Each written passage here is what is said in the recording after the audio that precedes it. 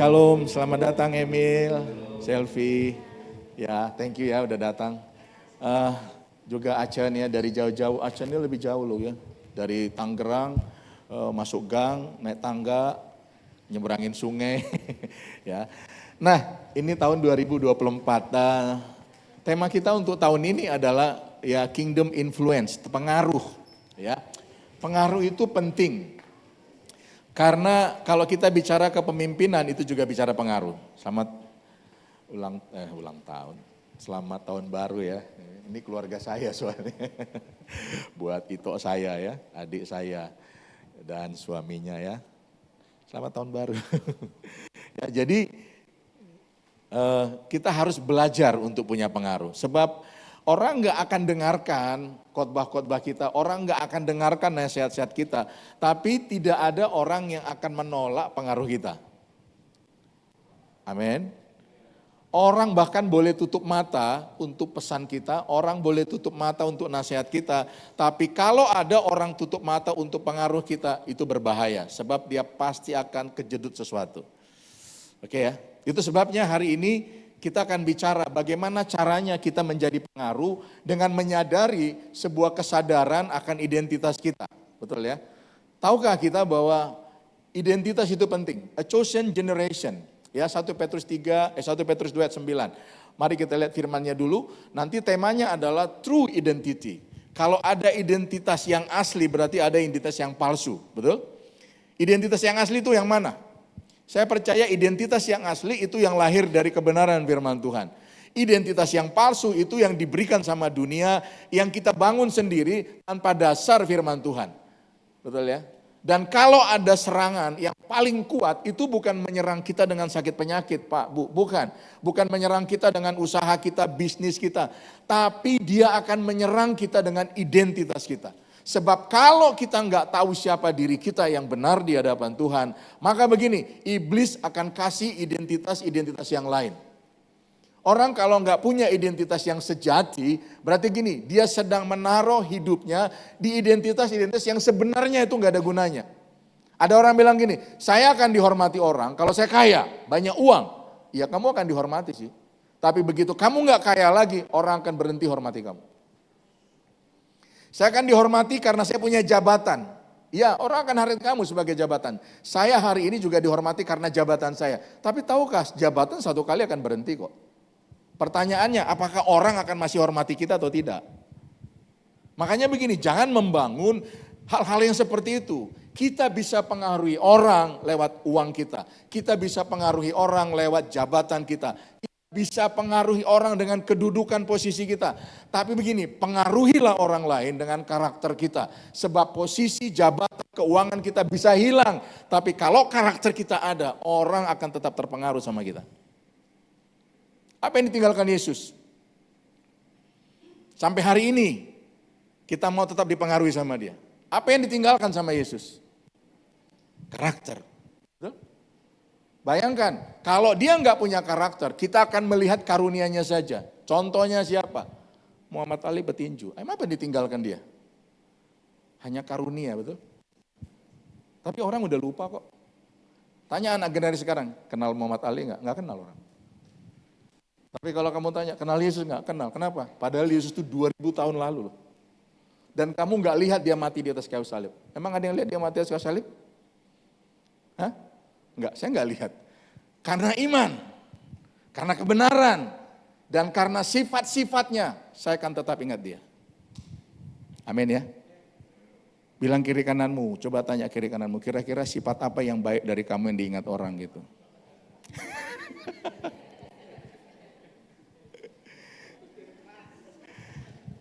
Ya, saya apakah sifat yang baik atau sifat yang buruk? Oh dia orangnya tuh gampang tersinggung. Tapi itu akan berlalu kok. Makanya saya suka bilang sama gini, enggak peduli bagaimana caranya kita mati. Sebab orang enggak ingat bagaimana lu matinya. Tapi orang akan ingat bagaimana lu hidup. Sekali lagi, orang enggak akan peduli bagaimana kita mati. Kau boleh naik pesawat, tiba-tiba pesawatmu meledak di tengah-tengah, di atas angkatan, di angkasa gitu. 1 tahun, 2 tahun orang ingat. Tapi habis itu mereka akan lupakan.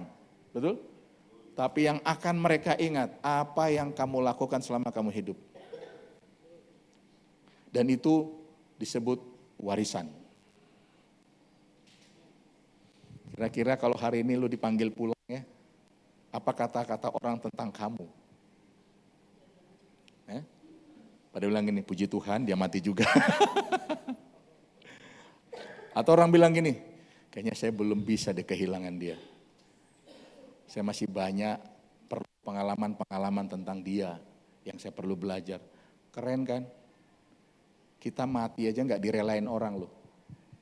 Ada orang ini hari-hari ini kalau boleh mati aja deh mendingan. Kenapa? Itu karena pengaruh kita nyata. Amin. Identitas kita harus ada. Jangankan kamu loh. Yesus saja kok diserang identitasnya, betul? Apa pertanyaan waktu dia dicobain di padang gurun? Kalau kamu anak Allah. Yang diserang itu apa? Identitasnya sebagai anak Allah, betul? Kamu kalau anak Allah, ubah batu ini jadi roti. Bisa nggak diubah Tuhan mau jadi roti? Mau roti apa? Roti unyil dari kecil gede sampai besar gitu? Bisa. Tapi kenapa dia nggak perlu lakukan itu? Kenapa dia nggak mau lakukan itu? Bukan dia nggak sanggup. Karena dia udah tahu siapa dirinya. Ngapain lu bilang, kalau kamu anak Allah, memang aku anak Allah. Aku nggak perlu membuktikan aku anak Allah. Betul? Kita kan banyak mencari pembuktian diri ya. Minta pengakuan, minta dihormati, minta dipuji. Itu orang belum tahu siapa dirinya. Sebab kalau dia udah ngerti identitasnya, lu mau dipuji nggak dipuji, lu nggak pusing. Makanya kalau ada orang bilang gini, gila gue udah bikin banyak hal, nggak ada yang puji gue. Itu orang belum tahu siapa dirinya. Amin. Dan saya mau kasih tahu ya, orang yang nggak tahu siapa dirinya, itu orang gila. Coba lu ngomong sama orang gila, lu tahu nggak siapa? Dia bilang gini, gue aja nggak tahu. Bilang kiri kananmu, jangan jadi orang gila, amin. Tuhan yang kasih identitas itu loh. Kalau dunia yang kasih identitas, itu cuma namanya reputasi. Jadi orangnya baik. Itu reputasi yang dikasih orang sama kita. Kita nggak mengejar reputasi, karena reputasi akan segera berakhir, tapi karakter akan tinggal selamanya dalam hidup kita. Amin. Makanya sadari kenapa ya, iblis nggak akan menghancurkan begini. Dia nggak akan bilang kamu tuh nggak punya identitas. Enggak. Dia tahu kok kita punya identitas. Tapi yang iblis lakukan adalah begini. Dia bikin kita ragu sama identitas kita. Makanya selalu pertanyaan, emang lu bener anak Allah? Emang lu bener anak Tuhan? Emang lu bener anak Tuhan? Kita diragukan, betul? Kenapa? Waktu kamu lihat hidupmu, iya bener gak ya gue anak Tuhan ya, kenapa hidup gue susah terus ya? Tugas iblis itu bikin kita ragu. Waktu kita ragu, maka dia akan mudah ngalahkan kita. Amin? Oh iya, Yesus tuh mantap, dia gak perlu buktikan. Dia gak perlu tanya, Bapak benar gak sih ini aku anak Allah? Gak perlu. Ada tertulis, betul ya? Tapi pernyataan-pernyataan 3 kali, kalau kamu anak Allah, ubah batu ini. Kalau kamu anak Allah, sembahlah saya, betul ya? Betul ya?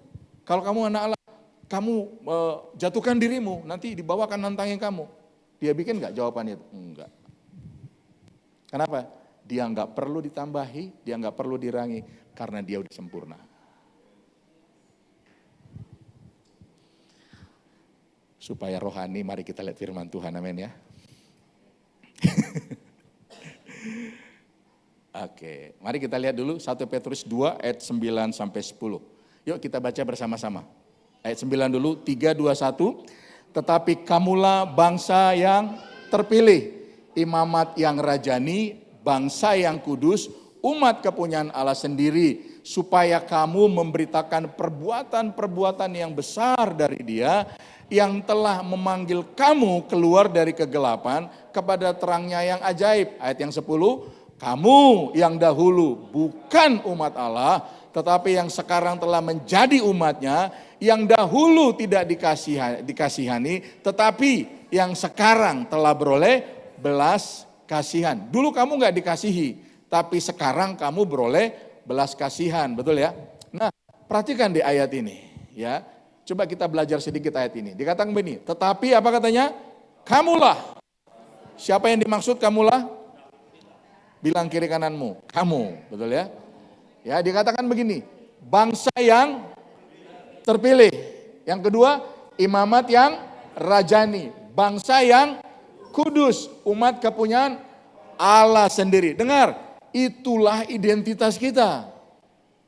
Inilah kamu, inilah saya. Dia bilang, kamu itu bangsa yang terpilih loh. Amin. Pak, saya lahirnya nggak diharapkan kok sama orang tua saya. Tapi Tuhan bilang, kamu itu sudah bangsa yang terpilih. Betul? Oh Pak, tapi orang tua saya nggak percaya Tuhan. Orang tua saya kawin cerai. Tuhan nggak peduli dengan masa lalu kita. Tuhan peduli sama masa depan kita dan masa hari ini. Amin ya. Tuhan itu nggak ada di masa lalu. Makanya kalau kamu dengar orang cerita begini, dulu sih saya ya pelayanan, waduh baru nyanyi satu lagu orang udah rebah loh, dulu. Amin. Dulu saya begitu mainkan keyboard, jreng, orang udah nangis. Dulu. Amin. Dulu kalau saya khotbah, orang kalau saya perkatakan firman tiba-tiba semuanya rebah. Dulu. Pertanyaannya sekarang apa? Kita senang dengan dulu, padahal Tuhan fokus sama sekarang. Amin ya. Oh iya, jangan fokus sama yang dulu, enggak. Yang dulu jadi pelajaran, yang dulu jadi sebuah pengenalan akan Tuhan yang terus kita kejar, betul? Oh dulu Pak, kami ini kalau ibadah, keren, dulu. Saya tahu Acen sama Vera ini dalam pikirannya banyak pertempuran gitu. Tapi enggak percaya ini proses, Cen. Ya kan? Dulu juga saya waktu memulai, ya adalah begitu. Tapi ternyata begini, Tuhan menetapkan sesuatu yang mungkin kita bukan buat di sana, tapi buat di sini. Amin ya. Oh iya, ada istilahnya gini, lain kolam, lain ikannya. Kadang-kadang kita paksakan gitu, kolamnya lain, maunya ikannya sama gitu, nggak bisa. Itu hukum. Tapi begini, pertanyaan bukan soal apa, tapi pertanyaan soal di sini ada Tuhan enggak ya? Saya percaya di mana firman diberitakan selalu ada Tuhan. Amin. Orang kalau hanya kejar-kejar mujizat itu maaf ya harus ngomong nih, orang yang terus mengejar mujizat itu masih orang yang enggak mau dewasa. Kenapa Asa? Silakan. Terima kasih udah datang Mbak Asa. Untuk mengganggu saja ya. Sampai di mana tadi? Ikan. Apa? Mujizat. Lihat tuh. Mujizat itu enggak bikin orang berubah. Oh, mau lihat bangsa Israel berapa lama? 40 tahun. Setiap hari dilihat mujizat. Tiang awan, tiang api itu apa? Mujizat tanda kehadiran Tuhan. Kalau siang ada tiang awan, kalau malam ada tiang api. Itu tiap hari loh, makan mana setiap hari. Tapi dalam perjalanan mereka selalu bilang gini, nggak enak di sini, enakan di Mesir. Mau ngomong apa lagi soal mujizat? Sayang bukan nanti mujizat loh. Fokus saya nih bukan mujizat. Fokus saya adalah proses bersama dengan Tuhan. 95% orang itu ternyata gini, suka memproses. Hanya 5% itu mujizat. Masalahnya kita orang Kristen senang mujizat. Kenapa? Mujizat gak usah capek. Betul, shortcut. Percayalah jalan pintas itu gak enak. Cepat sampai tapi kita bingung habis itu mau ngapain. Betul? Ada sih yang shortcut. Waktu kamu udah di rumah sakit stadium 5, stadium 4. Tuhan sembuhkan, oke. Tapi jangan harapkan itu juga, Pak. Tuhan dia kan disembuhkan, aku juga. Belum tentu. Amin. Belum tentu Tuhan maunya begitu. Enggak usah atur Tuhan.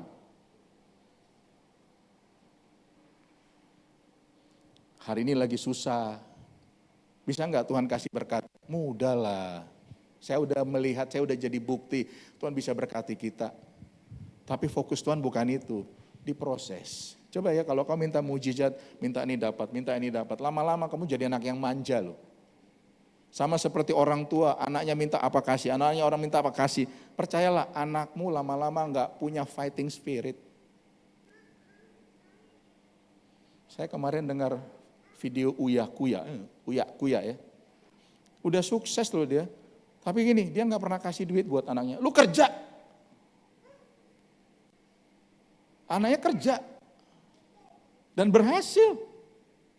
Kalau kita pikirkan, buset deh bapaknya udah punya banyak duit, kenapa suruh anaknya kerja? Kalau nggak kasih kerja dia, lihat tuh, manja anak kita. Amin. Ya tapi jangan ditekan-tekan terus lah, kerja lo masih kecil, masih SD suruh kerja, jangan ya. Adalah proses yang sesuai dengan umurnya. Amin. Kamu bangsa yang terpilih. Coba bilang kiri kananmu, walaupun wajahmu, tampangmu nggak meyakinkan, kamu bangsa yang terpilih. Ayo bilang dulu. Bilang jangan, walaupun tampangmu nggak meyakinkan, jangan lupa kamu tuh bangsa yang terpilih. Pak, saya ini miskin, saya ini susah, nggak punya apa-apa, rumah ngontrak. Kamu tuh bangsa yang terpilih, itu identitasmu. Jadi setiap kali kamu ketemu masalah bilang, sekalipun saya ngontrak, saya ini udah dipilih sama Tuhan. Harusnya kan gitu yang kita banggakan. Bukan begini, aduh susah banget ya hidup saya. Itu identitas palsu.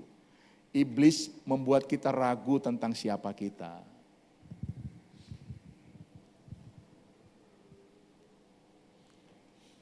Saya udah senyum, lu orang gak mau senyum, mau apa lagi ya gue bikin ya. Yang kedua, imamat yang rajani.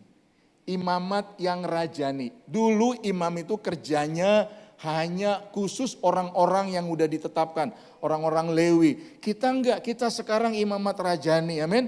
Imam itu tugasnya adalah gini, membawa pesannya kepada Tuhan. Jadi kamu dulu kalau di zaman perjanjian lama kita perlu datang sama imam untuk tolong Tuhan. Imam, sampaikan dong saya lagi bermasalah ini dengan pekerjaan saya. Dia yang nyampaikan sama Tuhan. Sekarang enggak, kita langsung, Yesus udah menjadi imam besar agung kita. Kita bisa langsung ketemu sama dia.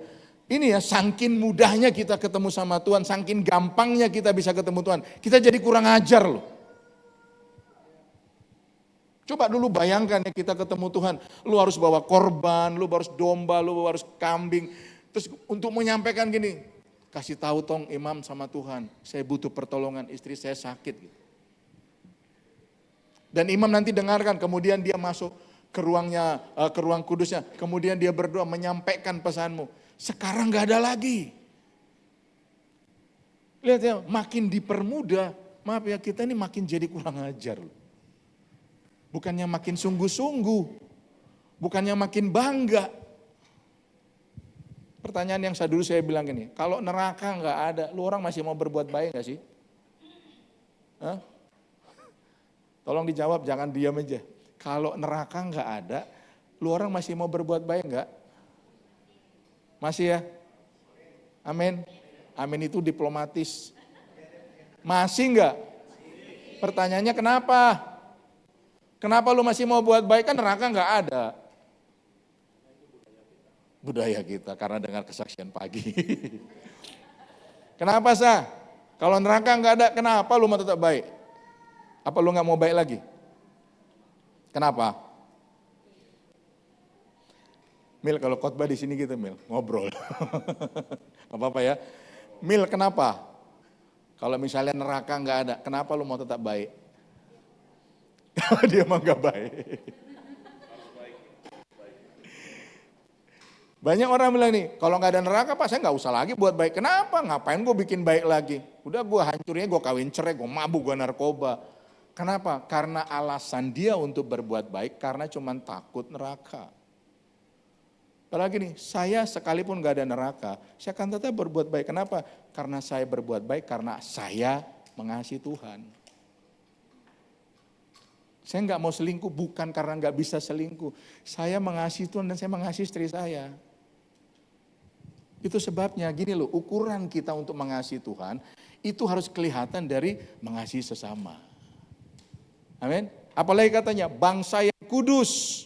Tahu artinya kudus? Dipisahkan, gak cukup di situ. Dipisahkan dan dikhususkan buat Tuhan. Itu namanya kudus. Bukan sekedar kamu dipisahkan dari dosa-dosa hidup dunia, enggak. Tapi dikhususkan juga untuk Tuhan. Saya ini dikuduskan, saya dikhususkan untuk Tuhan. Saya enggak dikhususkan buat yang lain. Jadi kalau saya jaga hidup saya tidak sama seperti dunia, berarti begini, saya berbeda sama dunia, sedang dikuduskan dan dikhususkan untuk Tuhan. Kamu tuh dikhususkan untuk Tuhan loh. Makanya kalau kamu dikhususkan, Jaga dong dirinya baik-baik. Amin. Jaga hatinya baik-baik. Jangan gampang tersinggung, jangan gampang sakit hati, jangan gampang marah. Kita ini orang yang dikhususkan. Masa yang dikhususkan kelakuannya masih aneh-aneh sih?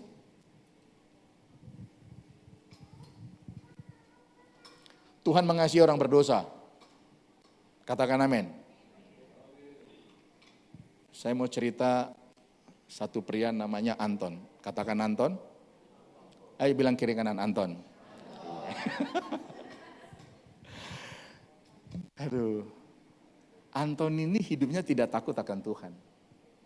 Betul. Dia tidak sungguh-sungguh sama Tuhan. Tahu kebenaran, tapi nggak lakukan kebenaran. Saya mau tanya, Anton dikasih Tuhan nggak? Anton dikasih Tuhan, tapi Anton tidak akan didengarkan sama Tuhan.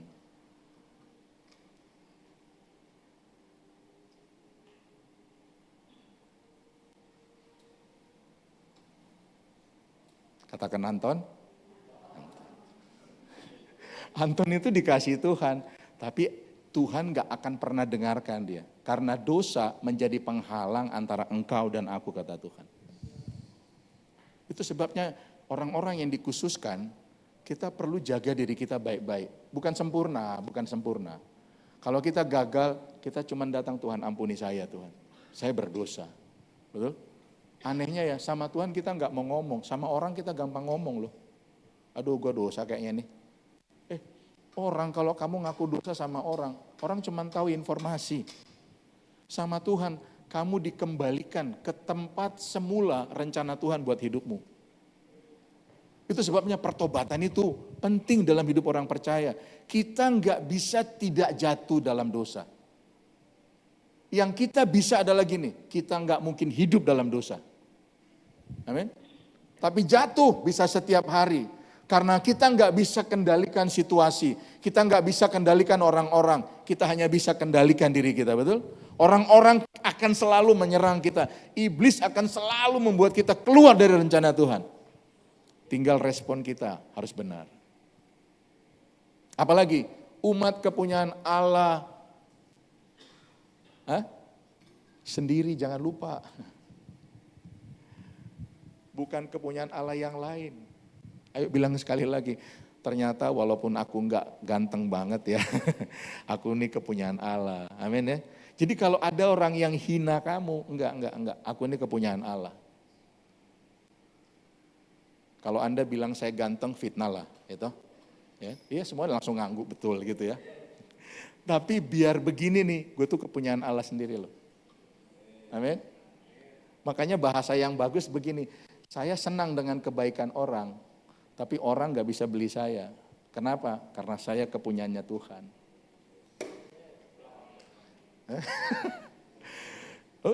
Sampai mana tadi ya? Saya suka berbuat baik sama orang. Dan orang baik sama saya. Tapi bukan berarti orang bisa beli saya. Karena saya ini kepunyaan Allah sendiri.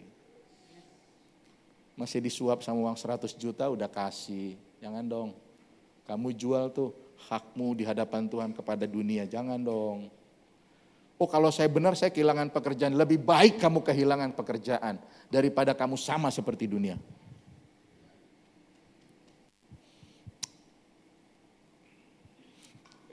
Aku ini udah senyum-senyum dong, tolong ya.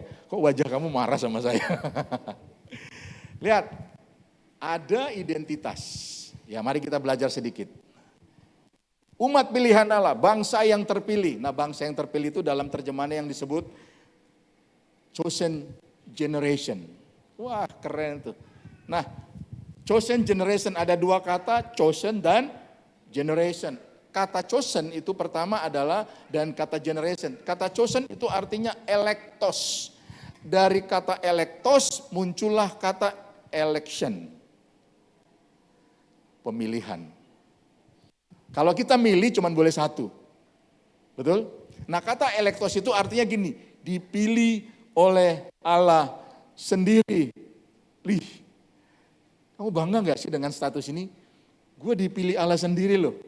Dari sekian banyak gitu ya, yang ibu-ibu suka yang misalnya ke mall yang lagi sales gitu ya kan, ditaruh pakaian banyak, harganya semua 99.000, Kamu disuruh milih. Dari sekian banyak tumpukan itu, Allah pilih kamu loh. Harusnya kita tuh bangga gitu. Amin. Gak gampang ngomel, gak gampang bersungut-sungut. Gue dipilih loh. Amin. Saya pernah ke Depok sama Happy sama Riani. Kami ke toko apa namanya apa? Katanya cuma ada di Jepang waktu itu ya. Hah? Apalah itu ya? Hah? Lu? Ya udahlah, LC Waikiki ya. Waktu saya ke sana, saya bilang, murah banget, 99.000 bajunya lagi sale dari harga 400 apa 600 gitu. Ya gue pilih dong, set, Happy heran. Cepat banget Pak pilihnya buat saya, yang penting SMLL udah. Gak mikirin jahitannya, nantilah itu gitu. Kenapa? Murah. Bisa milih banyak. Tapi Tuhan enggak, kamu berharga. Dia pilih kamu. Makanya kamu dengan yang lain itu berbeda. Gak ada yang sama, coba perhatikan, ada yang sama gak? Sampai kembar pun masih ada bedanya loh. Betul? Mungkin mukanya sama, giginya berbeda. Amin. Loh iya, karena kita dipilih oleh Allah sendiri. Bukan malaikat yang pilih kita loh. Malaikat tuh pasti kalau milih bagus. Betul? Makanya di gereja gak ada malaikat. Di gereja kalau malaikat yang pilih kamu ya SL, pasti gak salah-salah. Tapi Tuhan pilih. Kadang-kadang dia pilih bukan orangnya dengan kelakuan yang sempurna. Kadang-kadang belum sempurna. Kenapa? Supaya nanti waktu kamu dipilih sama Tuhan, kamu belajar untuk berproses bersama dengan Tuhan. Kalau udah sempurna ngapain diproses? Amin. Ini kamu ngerti khotbah saya atau memang terharu atau mau cepat saya selesai gitu. Ini jadi berasumsi gini. Saya kan udah bilang khotbah saya cepat selesai kalau kamu antusias. Amin. Gak usah secepat itu juga sih. Gak usah secepat itu juga, dengarkan dulu. Langsung amin gitu. Kamu dipilih oleh Allah. Nah kata generation itu artinya genos. Genos itu artinya apa? Begini, kumpulan banyak individu yang mempunyai sifat, jenis, dan jenisnya sama. Makanya binatang gak dipilih. Kita semua dipilih, manusia itu dipilih. Jenisnya sama? Makanya kalau kamu manusia, maaf ya, ini pesan saya lah, jangan kelakuannya kayak binatang. Binatang aja kadang-kadang masih lebih baik loh. Binatang itu nggak pernah kawin sesama jenis. Manusia ada loh yang sesama jenis. Lihat ya, binatang aja tuh yang nggak mulia itu. Nggak pernah loh suka sesama jenis. Dia tahu mana jantan, mana betina. Sementara manusia yang dipilih, susah membedakan mana jantan, mana betina. Makanya kita menentang lesbian homoseksual, betul ya? Kita menentang itu.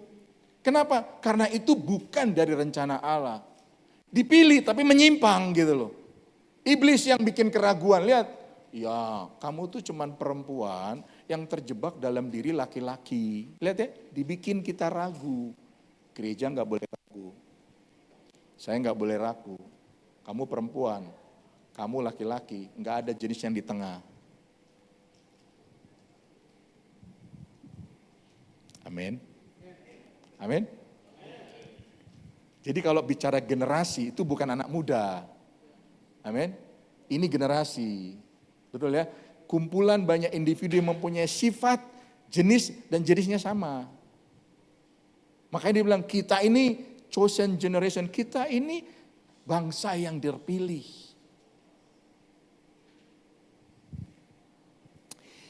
Imamat yang rajani, ya. Bangsa yang kudus, umat kepunyaan Allah. Itu identitas kita ya. Yang pertama apa? Yang kedua? Yang ketiga? Yang keempat? Itu status kita, itu identitas kita.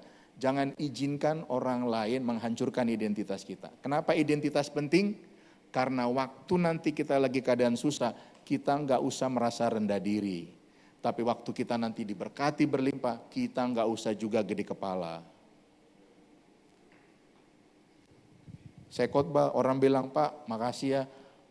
Kenapa? Saya tersinggung dengan khotbah Bapak. Saya nggak usah harus marah. Betul ya? Pak khotbahnya nggak enak, nyebelin. Nggak apa-apa, nggak usah harus tersinggung. Nggak usah bilang gini, setan keluar dalam nama Yesus. Nggak usah. Karena saya tugasnya hanya menyampaikan firman. Amin. Tapi begini, bangsa yang terpilih, imamat yang rajani, bangsa yang kudus, umat kepunyaan Allah, kemudian dikasih tahu berikutnya, supaya. Kalau ada kata supaya artinya ada tujuan. Supaya itu tandanya ada tujuan. Jadi kamu bukan hanya dipilih, bukan hanya imamat yang rajani, bukan bangsa yang kudus saja, bukan kemudian terus kita bangga dengan status itu. Oh aku senang dong, saya hebat. Enggak, ada tujuannya. Makanya disebut kata supaya. Apa katanya? Kamu memberitakan apa? Perbuatan-perbuatan yang besar dari Dia yang telah memanggil kamu keluar dari kegelapan kepada terangnya yang ajaib. Berarti begini, waktu kita diberikan identitas, Tuhan punya tujuan. Kamu harus memberitakan perbuatan-perbuatan yang besar dari Dia. Perbuatan yang besar dari Dia apa sih? Orang mati bangkit Pak, oh iya itu besar juga sih. Betul ya? Orang narkoba bebas, iya itu besar juga. Tapi enggak selalu itu kok. Waktu kamu enggak bisa mengampuni ketika kamu disakiti, kamu memutuskan mengampuni, kamu sedang melakukan perbuatan-perbuatan yang besar. Siapa yang bilang mengampuni gampang? Roy bilang mengampuni gampang? Iya, makanya kalau bilang gampang, gue tempel yang dia langsung. Gue pingin lihat reaksinya. Oh mungkin dia bilang ini, puji Tuhan, hatimu apa? Kurang ajar nih Pak Gembala ya. Karena emang gak mudah mengampuni. Tapi waktu kita kerjakan itu, karena kita punya identitas itu, ini yang terjadi. Kita sedang memberitakan perbuatan yang besar dari Dia. Hari ini perbuatan yang besar dari Dia tuh diceritakan begini. Dulu gak punya rumah, sekarang punya rumah. Gak punya mobil, sekarang punya mobil. Mobilnya dulu Karimun, pindah jadi Mercy. Itu besar Pak. Kalau itu ukuran kita besar, kita kalah sama bandar narkoba. Bandar narkoba tiap hari ganti mobil. Apakah dia menceritakan perbuatan yang besar dari Dia? Enggak kok. Amin. Waktu kamu tersakiti, kamu memilih untuk mengasihi. Waktu kamu punya suami nyebelin sampai hari ini. Tapi kamu tak bilang, aku mengasihi dia Tuhan. Itu perbuatan besar. Betul? Karena sadarilah, gak ada yang kita bisa ngubah orang lain, gak ada. Kalau kamu berpikir, saya bisa ubah orang lain, kamu akan kecewa. Yang bisa ngubah orang lain itu cuma Tuhan. Tugasmu adalah gini, berdoa supaya dia dijamah Tuhan. Berdoa supaya gini, kamu diberikan kekuatan untuk menampilkan gaya Kristus untuk orang-orang lain. Amin. Tadi pagi kita sharing, perlakukanlah orang lain seperti Tuhan memperlakukan kamu. Sekali lagi ya, perlakukanlah orang lain seperti Tuhan perlakukan kamu. Tuhan baik sama kamu, kamu juga harus baik sama orang lain. Tuhan murah hati sama kamu, tapi kenapa lu pelit? Kenapa kita pelit? Kok malah buang muka semua. Lihat ya, ini kan sebuah bahasa saya tuh. Ini cacat pengetahuan gitu. Kita senang terima kebaikan Tuhan, tapi kenapa ya kita sulit mempraktekkan kebaikan Tuhan itu kepada orang lain? Bukan pakai bahasa gini, kalau dia baik gue baik, kalau dia jahat gue jahat. Tuhan begitu loh. Kalau lu baik Tuhan baik, kalau lu jahat Tuhan tetap baik. Harusnya kita ini orang Kristen ini orang yang gak punya musuh loh. Orang bisa musuhi kita, tapi kita gak mau punya musuh. Amin. Coba tanya kiri kananmu, musuhmu berapa?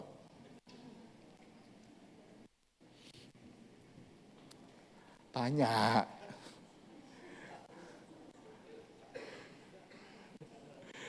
Musuh saya satu, siapa? Suami saya Pak, kurang ajar. Yang lain saya bisa ampuni Pak, yang satu ini susah, nggak ada. Ayo kita ubah cara berpikir kita yuk. Tahu nggak kapan manusia lihat Tuhan? Pertama dulu kan manusia nggak bisa lihat Tuhan toh. Tapi kapan manusia lihat Tuhan? Waktu pertama orang lihat Yesus. Orang lihat Tuhan, betul? Ngerti ya? Nah kapan? Setelah Yesus meninggal, kapan orang lihat Tuhan? Waktu dia lihat hidupmu sama seperti Kristus, orang pasti lihat Tuhan. Amin. Yang bikin di luar sana marah, kita nyanyi, teriak-teriak, sembah-sembah. Tapi begitu kita keluar, yang dia lihat setan. Amin. Mau tahu siapa setannya? Coba lihat kiri kanannya. Enggak, siapa tahu, dia tahu ada setan gitu. Saya enggak bilang yang kiri kanan itu ada setan. Ini tugas kita. Nah pertanyaannya sekarang begini, kenapa banyak orang tidak menyadari identitasnya? Betul ya? Kenapa banyak orang enggak menyadari identitasnya? Itu sharing kita pagi hari ini. Yang pertama, banyak orang tidak menyadari identitas. Yang pertama, karena gambar diri yang rusak. Lihat video itu, gambar itu, dia singa, tapi waktu dia berkaca dia lihat kucing. Berapa banyak kita dari kita seperti itu? Kita ini orang pilihan loh, betul? Umat yang kudus. Tapi waktu kita ketemu masalah, kita nggak merasa kita orang pilihan. Hati-hati ya. Gambar diri yang rusak, itu yang membuat kita tidak menyadari siapa kita di hadapan Tuhan. Mazmur 8 ayat 4-6. Ayat 4 berkata begini, jika aku melihat langitmu, kata Tuhan, kata Daud, buatan jarimu, kata Daud, bulan dan bintang yang kau tempatkan. Kita kagum gak sih? Bintang itu gak pernah tabrakan loh. Entah kenapa kayak ada yang ngaturnya gitu. Kamu lihat malam kayaknya kalau di pinggir laut ya, bintang lagi banyak gitu, aduh kayaknya kelihatan cerah banget gitu. Kita kagum ya. Kagum gak sih? Gak ada tangan yang kelihatan, sistem yang kelihatan mengaturnya, tapi dia bisa berjalan. Dan kita bumi terlindungi dari situ tabrakan bintang itu. Jauhnya luar biasa, ratusan kilometer, betul?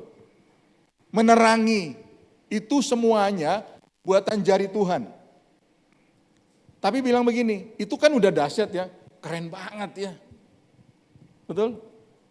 Mungkin kalau kamu ada di pinggir pantai tengah malam, kamu bilang gini, keren banget ini tempat. Tapi Tuhan bilang di ayat yang kelima, apakah manusia? Kalau yang itu tuh udah keren banget Tuhan, apa itu manusia? Sehingga kamu ingat dia. Apakah anak manusia sehingga engkau mengindahkannya, peduli sama dia. Kalau bulan bintang udah keren Tuhan bikin, harus bahasa gini, siapakah sebenarnya saya ini ya Tuhan gitu. Harusnya kita bangga loh. Amin. Makanya kalau kamu nggak tahu siapa diri kamu pusing sama apa yang di luar ini. Hidung yang pesek, betul, muka yang kotak, kita akan pusing. Kok saya nggak kayak Happy ya? Kok saya nggak kayak Roy ya? Kita mulai banding-bandingkan. Padahal yang ini udah sempurna. Kalau dipindahkan ke Happy, jadi jelek. Makanya muka kotak, hidung pesek, terus dipindahin ke Happy. Botak, nggak cakep deh, percaya deh. Hancur, betul ya? Sementara kita selalu berharap, gue pingin deh kayak dia. Ibu-ibu, perempuan-perempuan yang nonton drakor, apa sih di otakmu? Coba ya suami gue kayak dia ya. Itu di sinetron bos. Di kenyataannya ada yang bunuh diri juga. Nah kita terkesan, kenapa? Kita nggak ngerti, kita nggak sadar siapa diri kita. Kita pikir kita akan jadi lebih baik kalau saya kayak orang lain. Enggak, Tuhan udah bilang, apakah manusia sehingga engkau mengingatnya. Kok lu begitu peduli banget sama manusia. Ayat 6 berkata begini, namun engkau telah membuatnya hampir sama seperti Allah. Kita dibikin hampir sama loh. Enggak sama, hampir sama berarti dikit lagi loh. Jadi jangan pusingkan itu, amin. Jerawat, enggak usah dipusingkan. Amin ya. Rambut, udah enggak usah dipusingkan. Ditata perlu enggak? Perlulah. Sebab waktu orang menata diri kamu, orang akan melihat kamu menjaga diri kamu. Jangan lupa, tubuhmu adalah bait Allah. Tapi bukan supaya begini loh, orang tahu siapa saya. Enggak usah. Apa yang perlu kamu bangun dengan sungguh-sungguh? Yang di dalam. Sebab yang di dalam itu akan terpancar keluar. Amin.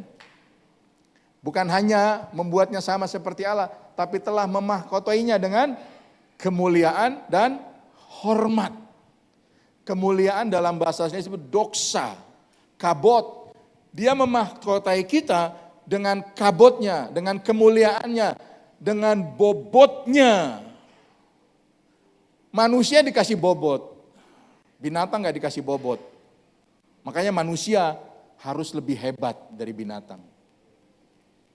Tahu cara berpikir binatang? Beda sama manusia. Kalau monyet mau ngambil pisang, dia nggak pernah berusaha untuk ambil sungguh-sungguh. Waktu dilihat akalnya nggak bisa diambil, udah selesai. Itu binatang. Tapi kalau manusia mau ngambil pisang, waktu dia tangannya nggak sampai, akalnya jalan. Dia cari tangga, betul? Dia cari galah. Itu manusia. Makanya kalau jadi manusia, jangan cepat-cepat menyerah. Kalau kamu menyerah, kamu mirip kayak thank you ya Mil. Iya, jujur-jujur, betul ya. Jangan cepat menyerah, betul? Suruh doa pagi ya, di doa pagi 6 gitu ya. Aduh, kebanget kecapean. Saya mau kasih tahu ya, kamu sedang mengambil mirip yang lain. Oh iya, kalau manusia, aduh saya ini telat melulu nih, saya tidurnya jam 3 pagi. Bikin dong sesuatu. Pasang waker, suruh orang lain tolong bangunkan saya ya jam 6 ya. Kalau kamu nggak berpikir itu, berarti gaya berpikir kita itu mirip. Dan ingat loh, kamu dikasih kemuliaan. Dikasih kemuliaan begini, kesanggupan kita itu ada. Karena Allah yang berikan itu buat kita. Nggak ada yang nggak bisa. Kalau kita nggak bisa, itu bukan karena kita nggak bisa, kita cuma nggak mau. Amin. Karena bagi Tuhan tidak ada yang tidak bisa.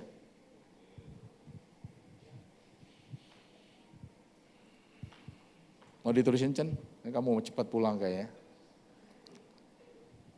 Yuk kita baca, 3, 2, 1. Sebab engkaulah yang membentuk buah pinggangku, menenun aku dalam kandungan ibuku. Aku bersyukur kepadamu oleh karena kejadianku dahsyat dan ada orang bilang, Pak kejadian saya ajaib loh Pak. Kenapa? Saya nggak tahu papa mama saya siapa, saya lahir. Itu bukan ajaib itu. Saya ini ajaib loh Pak, saya pikir apa gitu ya. Ajaib itu begini, orang tuamu normal, kamu lahir dengan berat yang 4,6 ya. Normal, itu ajaib itu, masih bisa lahir normal. Betul ya? Jangan bilang, saya nggak pernah tahu loh bapak saya siapa, mama saya siapa, berarti kejadian saya ini ajaib. Enggak. Dia menenun kamu sejak dalam kandungan. Jadi sekarang ayo teman-teman, bapak ibu, jangan minder lagi ya. Nggak usah, kamu udah sempurna kok, betul? Kamu nggak usah perlu tambahin apa aksesoris nggak penting. Tahu artinya sempurna? Hah? Tahu artinya sempurna? Nggak perlu ditambahin, nggak perlu dikurangin. Amin. Saya benar kok, saya nggak mau tambahin. Kalau hari ini pakai begini karena ya ini awal tahun khotbah lah gitu ya. Nggak apa-apa kok, makanya kita di sini bebas. Yang penting lu pakai baju, amin. Jangan sampai lu pakai baju renang datang ke sini, jangan ya. Sebenarnya kamu boleh kok datang pakai baju renang, cuman di sini kan gak ada kolam renang. Kalau mau berenang di sana, bukan di gereja, amin. Amin ya. Pakailah, tampilan nggak perlu tambah-tambahin. Oh saya kalau pakai jam harganya 1 M baru saya dihargain orang. Gak usah. Norak kita nanti. Saya aja pilih yang sebegini aja, yang ya nggak berapa mahal. Bayangkan nih kalau 1 M harganya ya. Saya akan khotbah begini, saudara-saudara. Tuhan baik, amin. Ada 3 perkara, apalagi kalau ada cincin ke Pak Hotman Paris. Waduh, ini saja. Sampai nanti khotbah begini terus saya gitu. Padahal ini nggak fokus. Nggak apa-apa, Met, biarin, Met. Ini nggak fokus kita di sini. Lu mati lu nggak bawa kok itu. Lu sebel sama istri lu yang nikmatin. Amin. Jadi mulai hari ini jangan minder lagi dong. Aku gak bisa, aku takut, aku gak penuh persiapan. Hei, emang siapa sih? Emang kita ngarepin lu apa sih sebenarnya?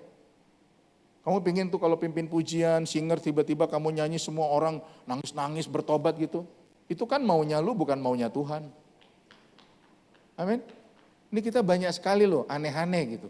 Kalau kita pasang standar itu karena kita mau kasih yang terbaik untuk Tuhan. Tapi standar saya terbaik sama Valen kan beda.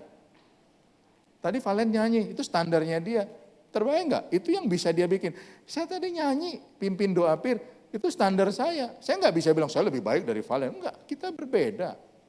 Saya cuma berusaha untuk kasih yang terbaik sama Tuhan. Enggak ada yang lain. Makanya tolonglah kalau dikasih tanggung jawab jangan lari gitu. Aduh aku bisa enggak ya? Lu enggak bisa. Tapi karena ada Tuhan lu jadi bisa. Kalau kamu lari, kamu berarti menghindari proses bersama Tuhan. Sederhana.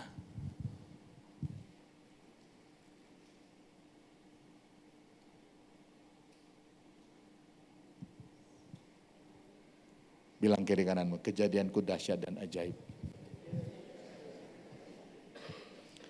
Pak saya lagi sakit. Biarpun kamu sakit, kejadianmu itu dahsyat dan ajaib. Di mana Pak dahsyatnya? Saya kemungkinan nanti bisa mati loh Pak, tapi tetap dahsyat dan ajaib. Fokusmu tuh ke sana.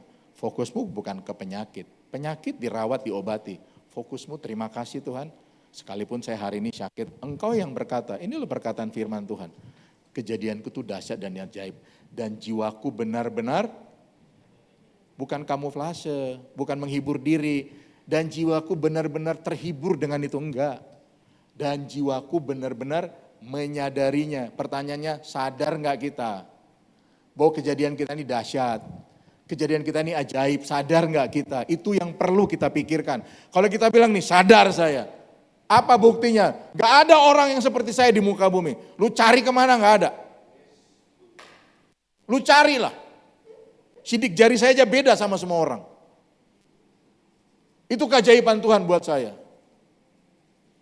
Gak ada Pak pendeta yang khotbahnya lama, saya lama. Itu bedanya saya dari yang lain. Saya ajaib. Saya kalau khotbah ngobrol sama orang, saya beda sama yang lain. Yang enggak. Saya enggak perlu manis-maniskan suara saya kalau khotbah. Bapak Ibu sekalian, firman Tuhan bicara hari ini. Tuhan baik, amin. Gak usah. Tapi saya gak suka Pak, ya gak apa-apa lu gak suka. Karena saya hari ini bukan untuk menyukakan kamu kok. Tapi hanya untuk menyampaikan firman. Supaya kita semua kembali kepada firman. Tahu khotbah yang paling berhasil itu kalau bikin kita tersinggung. Jadi kalau lu datang ibadah gak tersinggung, cek hati lu, jangan-jangan kepala batu. Kapan lagi marahin orang Mil? Di sini Mil. Betul. Saya selalu lah kalau aduh sakit nih firmannya kayaknya. Tapi karena itu benar. Karena firman itu pedang bermata dua, memisahkan sumsum, betul? Tulang-tulang dan sumsum itu sakit loh. Rasa sakit itu baik. Jangan bilang gini, aduh sakit banget ya khotbahnya ya. Besok gue gak mau ibadah lagi. Berarti kamu gak mau dibentuk sama Tuhan.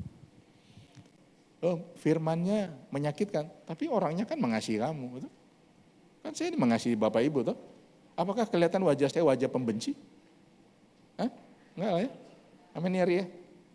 Muka begini kok mau halus begini masa dibilang kasar.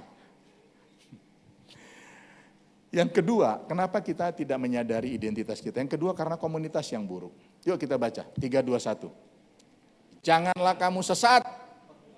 Pergaulan yang buruk merusakkan kebiasaan yang baik. Sadarlah kembali sebaik-baiknya dan jangan berbuat dosa lagi. Ada di antara kamu yang tidak mengenal Allah. Hal itu kukatakan supaya kamu merasa malu. Bukan dipermalukan ya, merasa malu.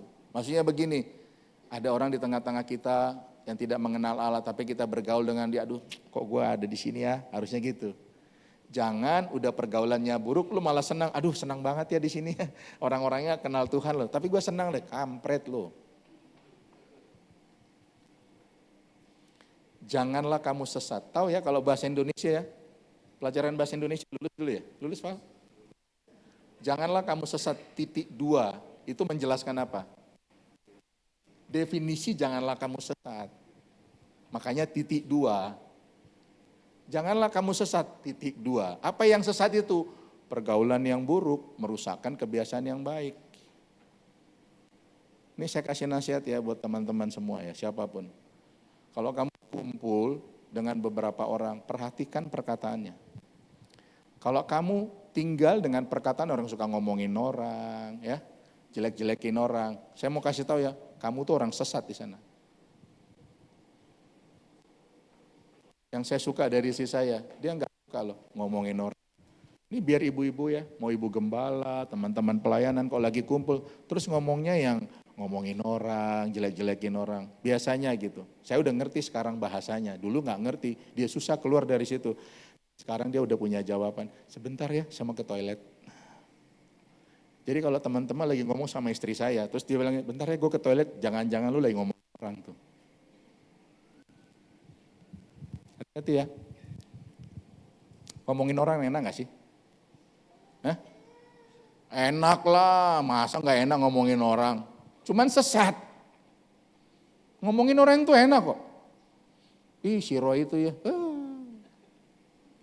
Kalau di gereja doang kelihatannya baik. Di rumah, di kantor kayak setan. Enak kan ngomongin orang ya. Iya kita enak ngomongin orang loh. Tapi Tuhan bilang itu sesat loh. Pergaulan yang buruk merusak kebiasaan yang baik. Mana statementnya? Oh belum. Dalam terjemahan yang lain bilang, jangan tertipu. Ya. Jangan mau ditipu. Perkataan komunikasi yang buruk. Itu ya yang tadi ngomongin orang itu ya. Itu akan merusak manner yang baik. Betul loh, saya sejak bertobat, saya tuh udah berhenti ngomong yang kotor-kotor loh. Dulu lancar. Kayaknya enggak disentuh apa saja pasti kotor, ngomong kotor gitu. Saya juga percaya gitu, firman mengerjakan itu dalam hidup saya. Hati-hati ya, keluar dari sana. Kalau enggak kamu tertipu, kalau enggak kamu tersesat. Jangan suka ngumpul ngerumpi. Ngerumpi itu enak ngomongnya, tapi hati-hati itu akan merusak hidupmu. Itu akan merusak siapa diri kamu. Betul? Oh tapi kita kan harus sopan. Sopan iya dong, tapi jangan mau dibeli dong. Gara-gara sopan, sorry jangan dong. Lebih bagus kita rugi karena kebenaran. Tapi bos saya Pak kalau ngomong kotor, cari hikmat dong. Itu sebabnya kita harus penuh dengan hikmat. Menghadapi situasi yang kita nggak bisa kendalikan. Pak izin Pak sebentar saya mau ke toilet. Itu hikmat kok. Sampai orang bilang gini, kenapa ya kalau kita udah mulai ngaco ngomongnya dia izin ke toilet ya? Loh, berarti kan dia udah menangkap sesuatu dong. Kadang-kadang ada yang gak bisa kita tegur karena dia lebih tinggi dari kita. Tapi kita harus bersikap. Betul? Ayo dong, jangan biasakan itu. Sebab orang-orang yang begitu, itu akan membawa kamu kehilangan siapa diri kamu. Kamu ngomong aja terus. Ini saya ingetin ya, terutama pekerja. Jangan ya. Ngomongin orang, apalagi ngomongin gembala, jangan. Amin. Nanti turun petir dari langit, sambar kok botak habis. Dan gak bisa numbu, kalau numbu masih happy bisa, dan gak bisa numbu. Tapi kan ngomongin yang baik Pak, biar ngomongin yang baik jangan. Betul? Sebab kalau kamu ngomongin yang baik, kamu udah menghakimi loh. Padahal gak kenal. Tapi terima kasih boleh lah ya. Bedakan menghakimi sama menilai. Kita menilai, kita bukan menghakimi. Statementnya begini, kita akan jadi sama dengan siapa kita bergaul. Dulu saya ini kan orang baik-baik ya, percayalah saya, dulu. Waktu saya kuliah di UI, Mil. Berarti saya pintar, amin. Saya kuliah di UI ambil teknik mesin. Saya itu nggak ngerokok, nggak narkoba. Teman-teman saya tuh ngerokok, narkoba, main judi. Dan setiap kali mereka kumpul, mereka ngerokok, narkoba, main judi. Saya cuma nonton, lihat gitu. Nonton, enggak. Mereka tawarin rokok, enggak saya enggak ngerokok. Sampai mereka bilang, hebat lu enggak ngerokok. Pendeta kali lu gitu. Berarti udah ada nubuatan dari dulu ya. Pendeta kali lu enggak ngerokok gitu. Tapi benar, itu bukan 1 bulan, 2 bulan, hampir 1, 2, 3 tahun loh. Saya enggak bikin itu. Saya kuliah, saya ngumpul, saya pikir saya kuat. Tapi begini, firman Tuhan itu enggak bisa dilanggar. Pergaulan yang buruk merusak kebiasaan yang baik. Perlahan tapi pasti, saya mulai melakukan juga. Saya mulai ngerokok, saya mulai narkoba, saya mulai minum, saya mulai obat-obatan. Lihat ya, enggak langsung. Karena bagaimanapun di dalam ini ada hati nurani. Jangan.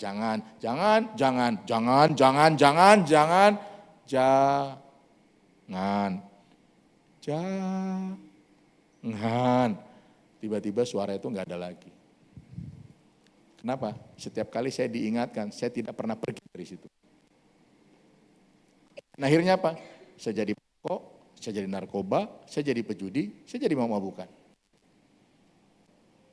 Teman saya yang bersama saya dari awal, dia bilang gini sama saya, itu juga pukulan buat saya. Kamu bandelnya telat. Ya, puji Tuhan pertobatan membawa saya kembali kepada kebenaran. Teman-teman saya itu masih ngerokok, masih narkoba, masih main judi, masih obat-obatan sampai hari ini. Saya bisa tinggalkan. Enggak ada. Kamu akan jadi sama dengan siapa kita bergaul. Kamu bergaul sama penggosip, kamu akan jadi penggosip. Kamu jadi orang yang pencemooh, kumpul di sana, kamu pasti jadi pencemooh. Tunggu saja. Tapi kalau kamu kumpul sama orang benar, perlahan tapi pasti kamu jadi orang benar. Pergaulan yang buruk merusakkan kebiasaan yang baik. Tapi pergaulan yang baik akan merusakkan kebiasaan buruk. Makanya dengan siapa kamu bergaul, saya tahu kayak apa. Itu kata John Maxwell, satu pakar motivator. Tunjukkan teman baikmu, saya akan tahu seperti apa masa depanmu. Wah, keren itu betul. Tunjukkan siapa teman baikmu, saya akan tahu seperti apa masa depanmu. Ternyata masa depan kita itu bisa diprediksi dengan siapa kita bergaul. Kamu bergaul dengan saya, kamu pasti jadi pendeta. Makanya lo gak mau gaul sama saya, betul ya?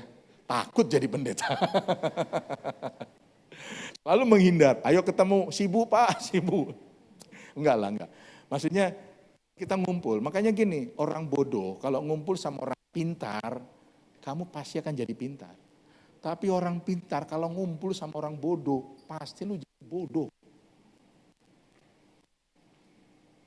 Jangan takut kehilangan teman lo. Apalagi kamu tahu temanmu itu gak bisa membangun kamu, mengajar kamu, mendidik kamu, udah tinggalin. Dengerin kata-kata saya. Kebodohan saya bertahun-tahun, saya menikmati tinggal sama orang bodoh gak takut Tuhan. Makanya hidup saya hancur, kuliah saya gak selesai, masa depan saya gak jelas. Gak usah takut kok. Lebih bagus kamu kehilangan banyak orang daripada kamu kehilangan masa depan. Amin. Gak apa-apa sedikit temanmu tapi berkualitas. Percayalah orang berkualitas itu sedikit. Orang tidak berkualitas itu banyak. Kita cuma disuruh memilih. Kamu mau pilih yang mana?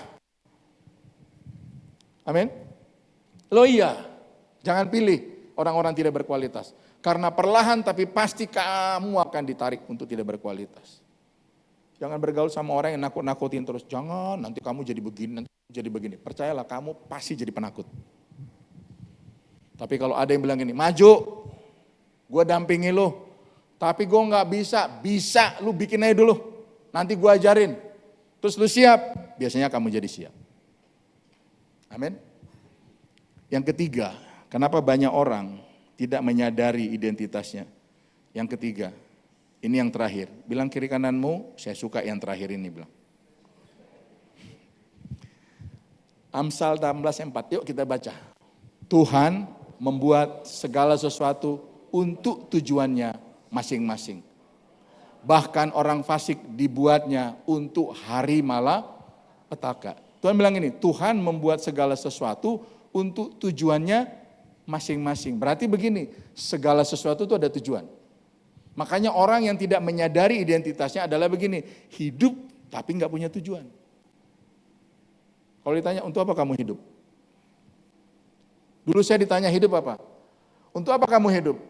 Ya saya bilang begini, saya hidup, saya nanti dari SD, SMP, SMA, kuliah, sarjana, kerja, punya istri, punya anak, terus tua, mati. Kita kan dulu banyak begitu ya. Kalau ditanya apa tujuannya, nggak ngerti. Makanya waktu dia nggak ngerti tujuan, bagaimana mungkin dia mengerti siapa dirinya. Dikasih identitas, kemudian ada tujuan. Tapi kalau kamu nggak punya tujuan, bagaimana kamu sadar identitasmu?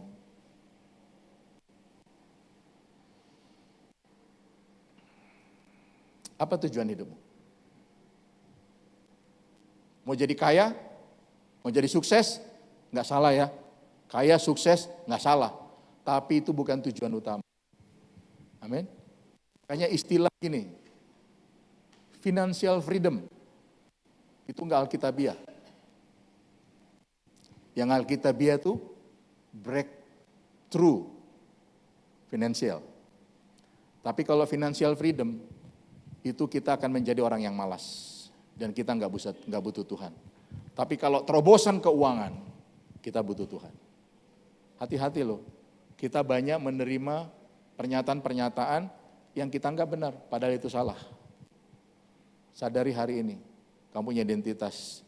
Tuhan kasih identitasmu. Kamu adalah bangsa yang terpilih, apalagi imamat yang rajani, bangsa yang kudus, umat kepunyaan Allah. Jangan malu lagi, amin, karena statusmu, karena pekerjaanmu, karena jabatanmu, nggak usah malu. Mungkin hari ini kamu di bawah, ya. Tadi saya sharing dengan seseorang, dia sedang dipromosikan, karena itu statusmu. Kamu tuh umat kepunyaan Allah sendiri. Kalau kita disayang, masa kita ditaruh di bawah meja, kita pasti akan didisplay sama Tuhan, diangkat sama Tuhan, betul ya? Tugasmu apa? Bekerja sungguh-sungguh, lakukan yang terbaik.